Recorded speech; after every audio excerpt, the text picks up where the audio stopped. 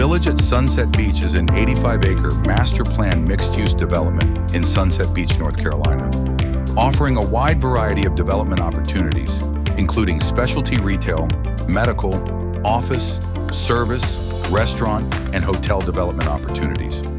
Anchored by Food Lion, Bank of America, and Walgreens, this town center sits amongst numerous amenities and residential developments, including Sea Trail Plantation and Golf Resort, Ingram Planetarium, Village Park Condominiums, Artesa Village Apartments, The Sanctuary, a Bill Clark 360-plus single-family home development, and approximately 4,000 additional units planned and in process within minutes of the available sites.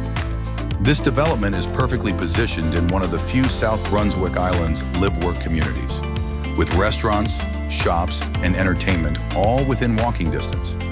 Just 1 mile south, Sunset Beach Waterfront Park features a public boat ramp with direct access to the Intracoastal Waterway.